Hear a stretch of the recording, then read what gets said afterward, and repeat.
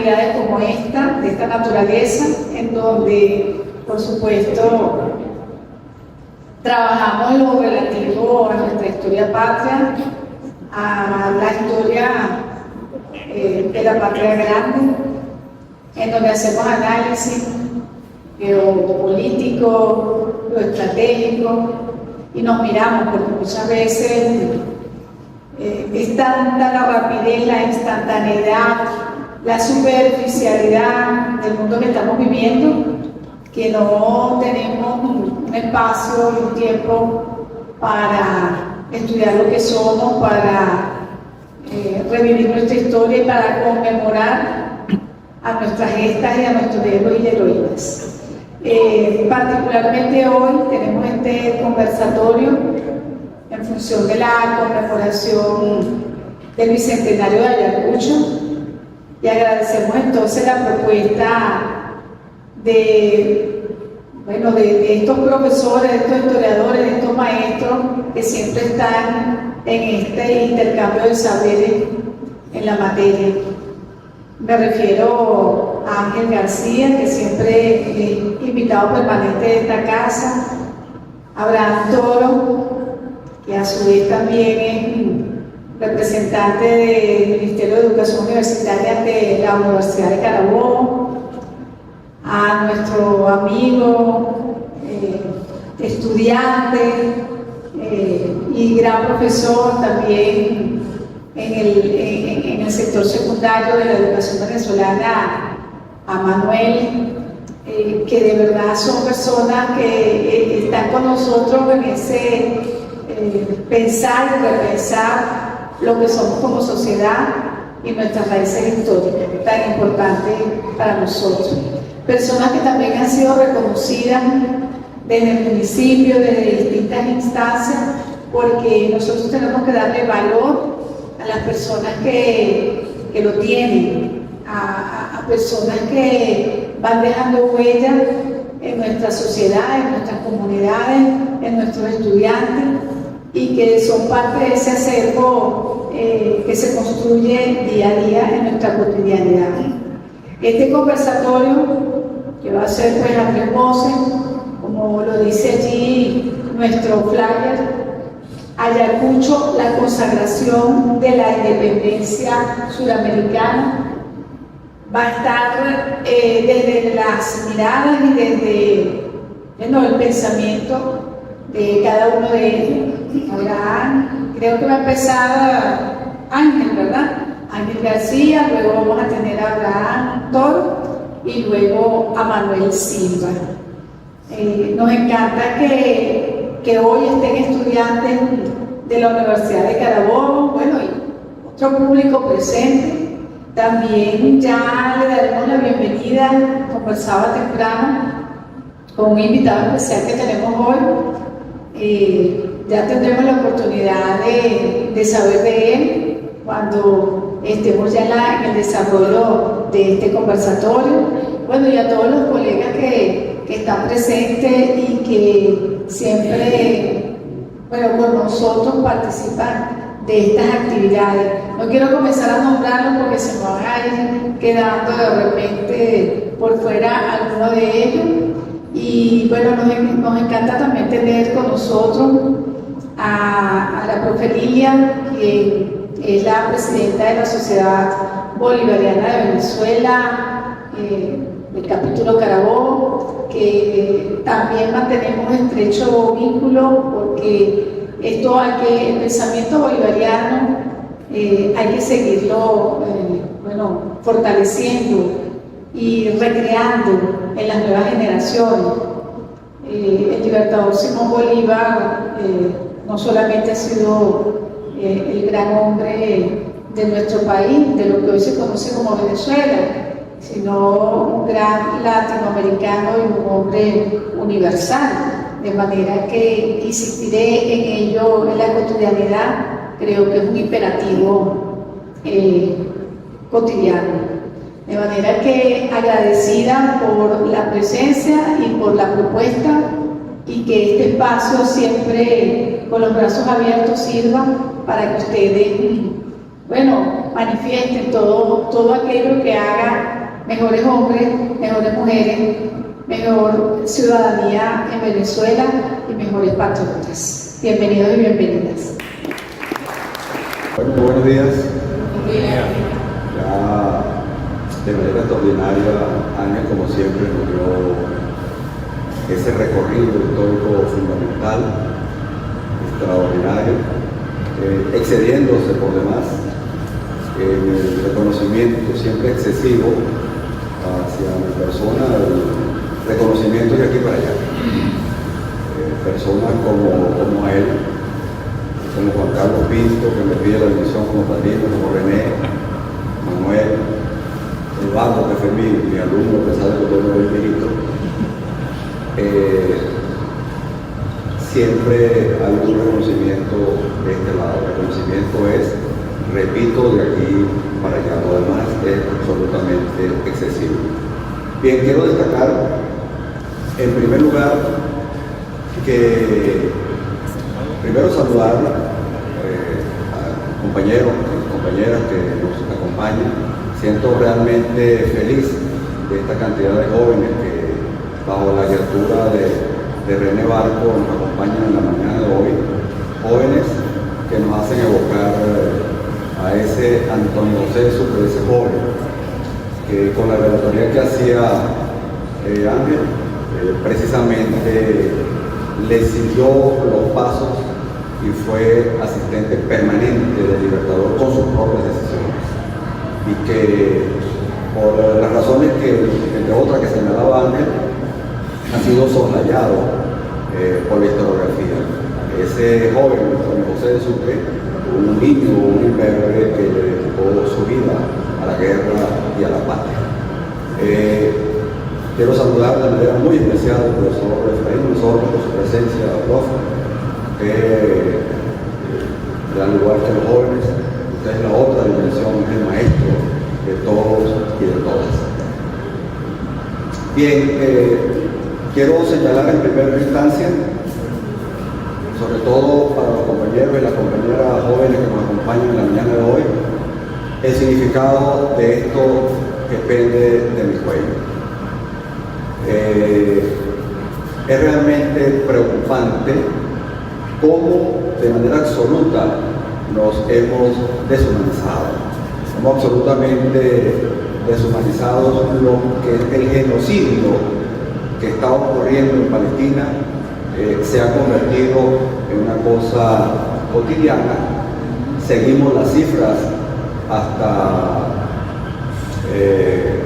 con algún gusto, nos hemos convertido, nos hemos desfigurado desde el punto de vista humano.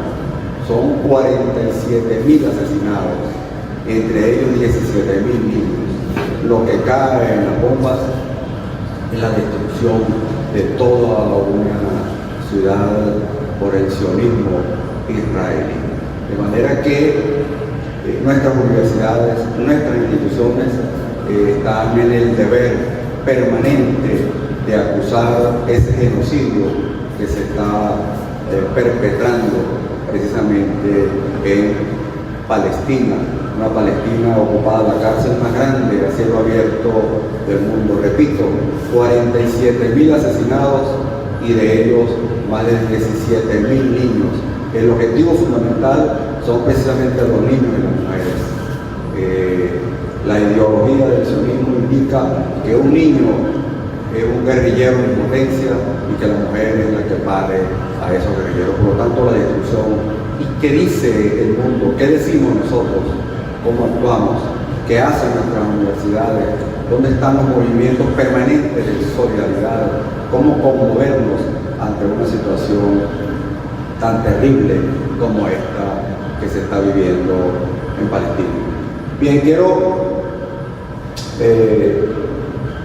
iniciar señalando que ese recorrido magistral que ha hecho el compañero Ángel en gran parte fue secundado, fue acompañado por un joven que, como él mismo dice en un texto que se publica a partir de su documento que se llama De su propia mano, él mismo dice un joven cumanés que nace en 1795, un joven, al igual que Bolívar, con vidas paralelas. Huérfano a los 7 años de edad, Bolívar huérfano a los 9 años de edad, muertos ambos en 1830, con una vida extraordinaria. Ese joven cumanés, que repito, la historiografía ha soslayado, ha dejado de lado, es un joven que desde los 11 años, dicho por él mismo, estuvo en un cuartel. Desde los 11 años estuvo en la escuela de ingenieros en Cumaná, y él dice: no tuve infancia, mi infancia estuvo en un cuartel. Ese joven extraordinario, uno de los más leales, uno de los más eficaces militares, acompañó a nuestro libertador hasta el último momento. Es importante, quiero, sobre todo para los jóvenes, referir algunos elementos del compañero.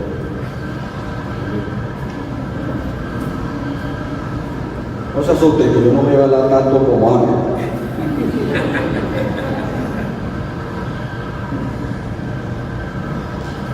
Bien, como hemos dicho, fíjense ustedes,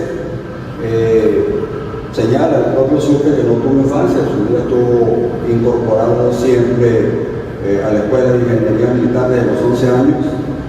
A los 14 años es ascendido a cadete de húsares de Fernando VII. A los 15 años, la Junta de Gobierno de Cumaná, ratificada por la Junta Suprema de Caracas en 1810, le otorga el grado de subteniente de milicias a los 15 años. En 1811 y 12, con apenas 16 años, frisando los 17, con el grado de teniente, se desempeña como comandante de ingenieros en Margarita y de artilleros de Barcelona. Igualmente, en 1812 fue miembro del Estado Mayor de Francisco de Vidal. Entre los años 1818 a los 18 y 19 años, con el grado de coronel, se desempeña como edecán de Mariño y jefe de Estado Mayor. Eso fue en 1816, contando solo 18 años. En 1817, a los 21 años, se deslinda del golpe de Estado contra el Libertador en el Congreso de Cariagua, y desconociendo la autoridad de Mariño, se traslada a Guayana, y el Libertador lo nombra gobernador de la antigua Guayana y comandante general del Bajo Orinoco, repito, con apenas 21 años. A los 22 años es ascendido a general de brigada. A los 24 años designado por el Congreso de Colombia a petición del Libertador, comandante general del Ejército Unido Libertador del Sur. A los 28 años ya es general en jefe y gran mariscal de Ayacucho. A los 29 años es presidente y fundador de la República de Bolivia.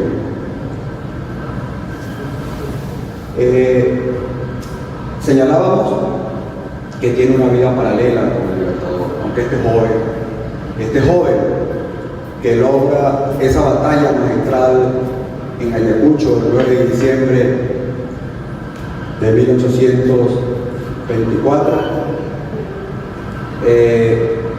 tiene, repito, una vida paralela con el Libertador. Fue uno de sus más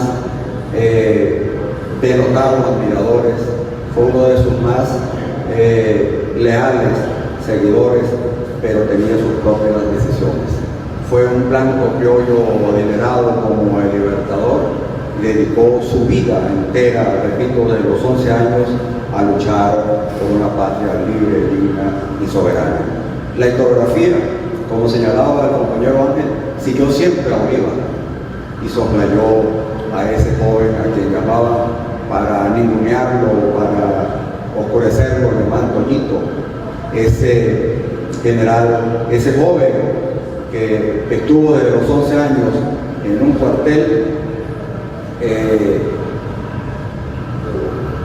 desde los primeros meses de 1821 se encuentra comisionado por el Libertador batallando en Guayaquil. En marzo de 1822, a 2 meses de Pichincha,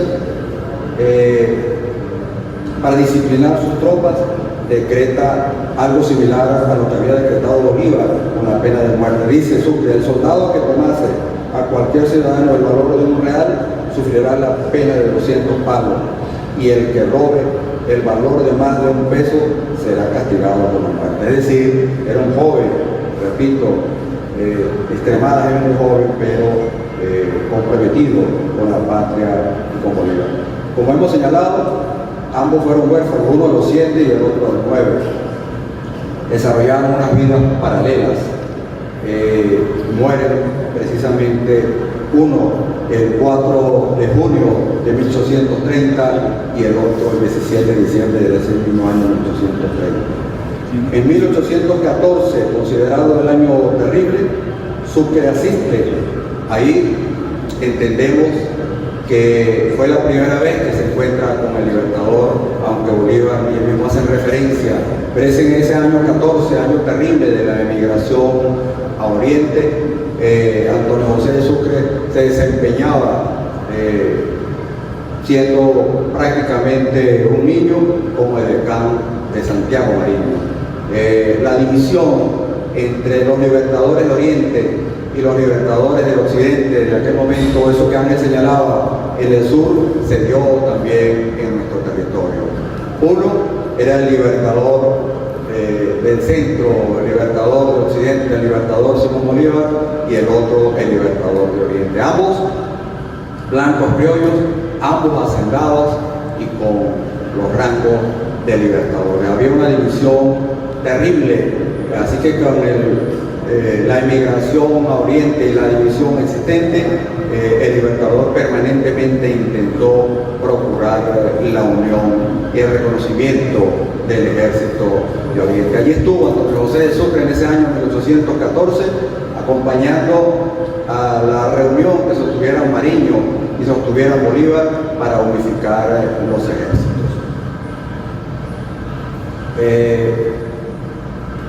En el año 1817 se da lo que se conoció como el Congresillo de Cariaco. En ese Congresillo de Cariaco, que encabeza Santiago Mariño, se intenta precisamente desconocer la autoridad del libertador Simón Bolívar, y allí da un paso al frente Antonio José de Sucre. Aún habiendo sido el edecán de Santiago Mariño y estando bajo las órdenes de Bermúdez, se hace a un lado y se suma con perfecta lealtad al libertador Simón Bolívar. Así que desconoce el Congresillo de Cariaco y sigue los pasos del libertador en ese año 1817. Bolívar, entonces, que siga hacia postura, lo nombra jefe de gobierno, y a Sucre gobernador de la antigua Guayana con apenas 21 años y además comandante general del Bajo Orinoco. En 1820, en Cúcuta, le consultan al libertador quién era ese joven, quién es ese joven que anda con ustedes, repito, en 1820, y observen, escuchen lo que responde Bolívar en Cúcuta en 1820. Dice el libertador, cito: Sucre es uno de los mejores oficiales del ejército, reúne los conocimientos profesionales de Sublet, el bondadoso carácter del diseño, el talento de Santander y la actividad de salón. Estoy absolutamente persuadido que algún día me rivalizará. Se lo hace en 1820. Igual ya se denota esa afinidad, esa admiración mutua, ese respeto del uno por el otro. Bolívar en 1820, precisamente para integrar la lucha para lograr tiempo para la libertad del sur, comisiona Antonio José de Sucre para la redacción del Tratado de Regularización de la Guerra, el Tratado de Paz y Regularización de la Guerra en 1820.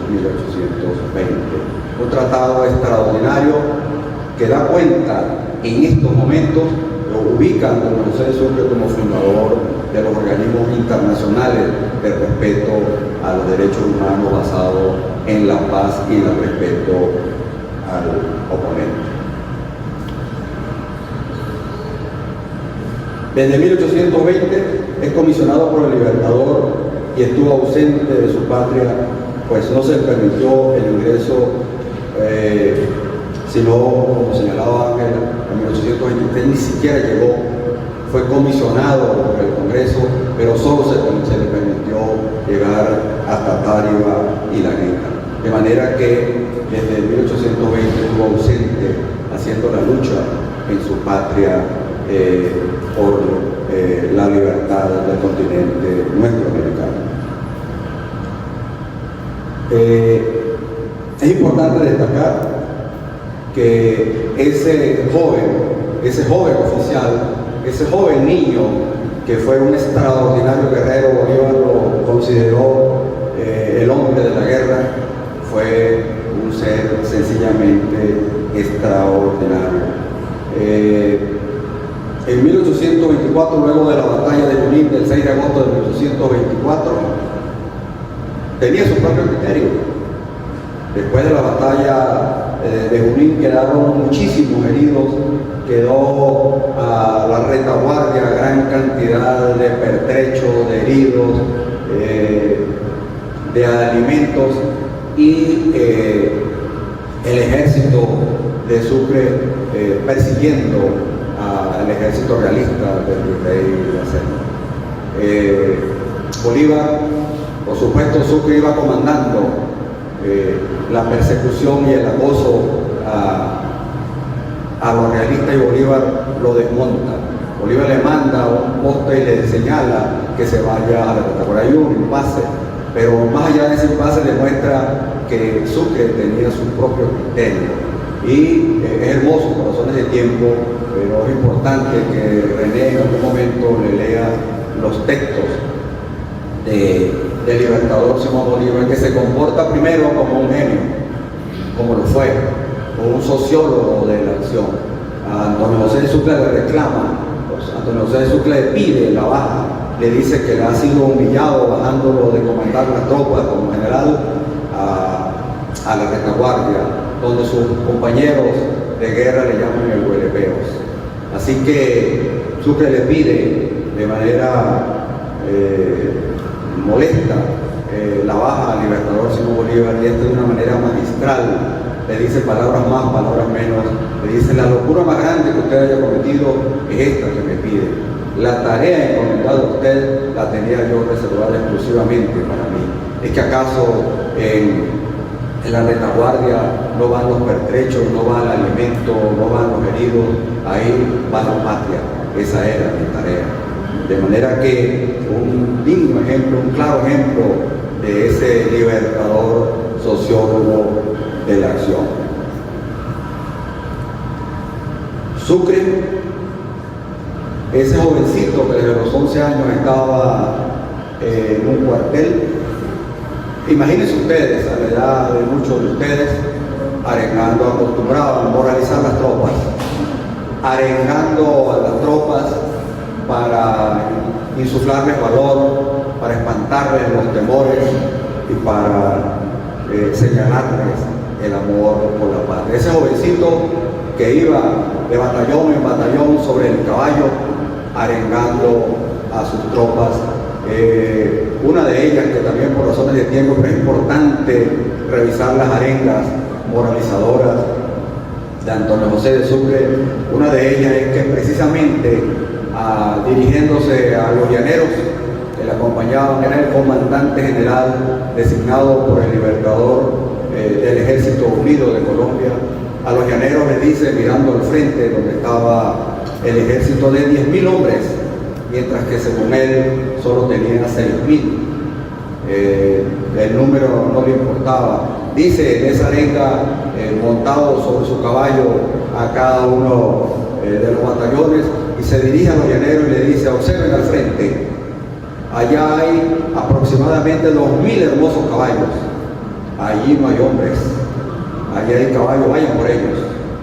Es decir, esa manera extraordinaria de un jovencito, de un niño, dirigiendo ese lodazal que significaba la redención, la liberación, la libertad del Perú, que ya lo retrataba de manera bien elocuente y gráfica el compañero Ángel García. Una situación extremadamente complicada.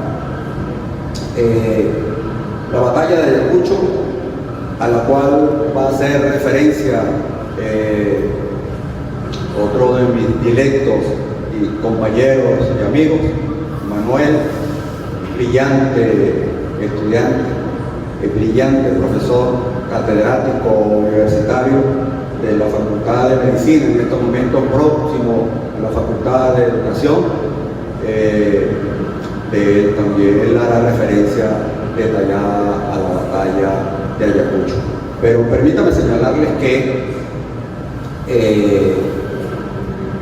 Bolívar, que comandaba el ejército, es desmontado, es bajado por el Congreso de Bogotá, se le impide que encabece la batalla de Ayacucho y Bolívar, mirando a su alrededor, no tiene otra opción que escoger a quien él consideraba su hijo. Llegó a decir Bolívar: si yo pudiera tener un hijo, ese sería Antonio José de Sucre, y si pudiera tener un padre, sería Rafael Urdaneta. De manera que lo consideraba su hijo, y Sucre consideraba también al Libertador su padre. Lo designa, lo comisiona entonces, nombrándolo general en jefe del Ejército Unido Libertador de Colombia, un ejército internacionalista, para que encabece la batalla de Ayacucho. Una batalla que les hará referencia a Manuel, que en estos momentos también se estudia en las instituciones más importantes de las academias militares norteamericanas.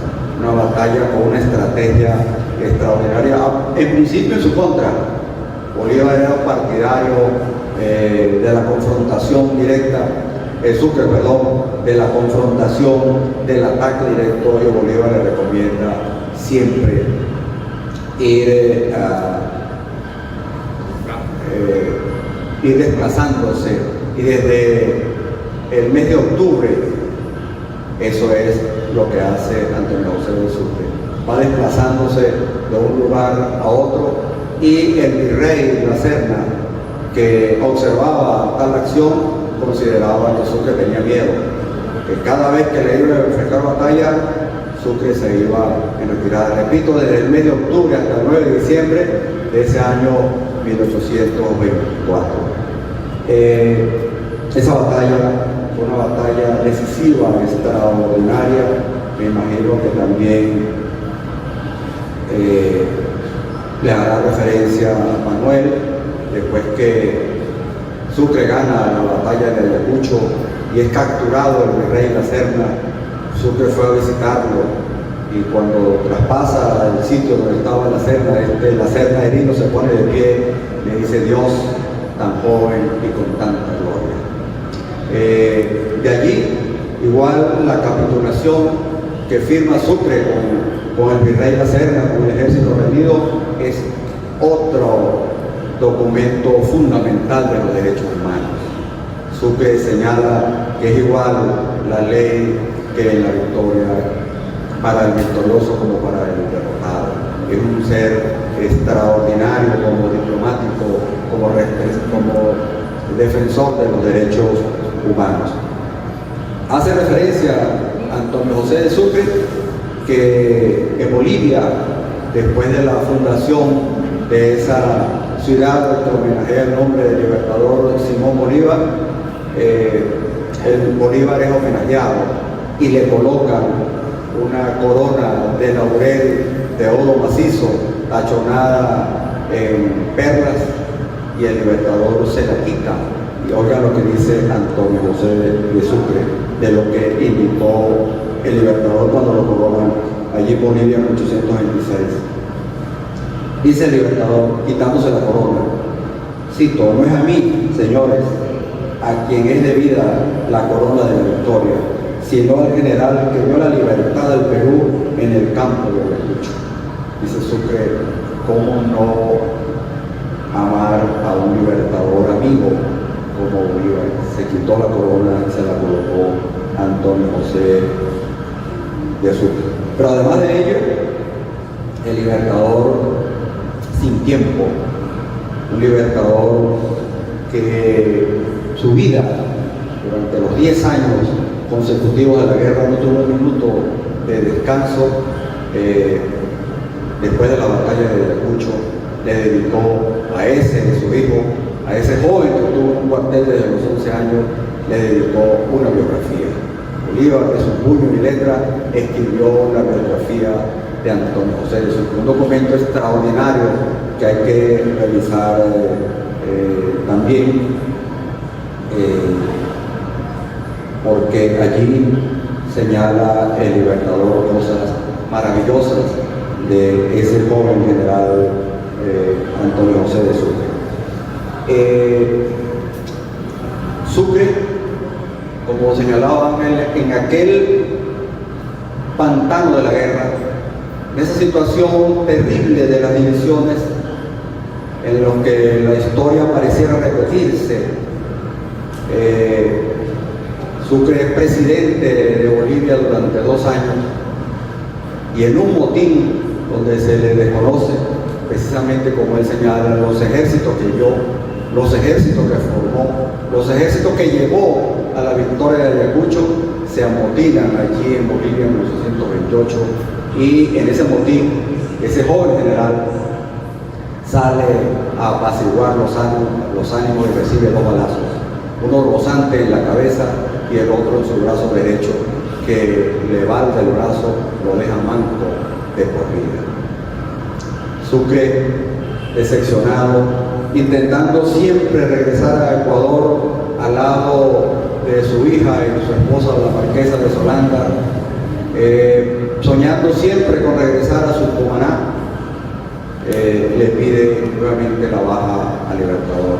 Renuncia al mando de Bolivia y le señala, entre otras cosas, que está cansado, que está muy cansado, que quiere y que ya le aborrece estar en cargos públicos como el de la presidencia de Bolivia. Fíjense lo que le contesta el Libertador ante la solicitud hecha por Antonio José de Sucre. Le dice Bolívar: yo soy el que está más cansado y el que necesita más reposo, pero la presencia del peligro y de las dificultades estimulan mi espíritu. Yo sin usted, mi general, no soy nada, y por siguiente el mundo que pesa sobre nuestros hombros, caerá a sumergirse en el vasto océano de la anarquía. Ustedes, ¿cómo veía Bolívar a ese joven general? Yo necesito más reposo de usted, pero vislumbra además la anarquía en la que caería el territorio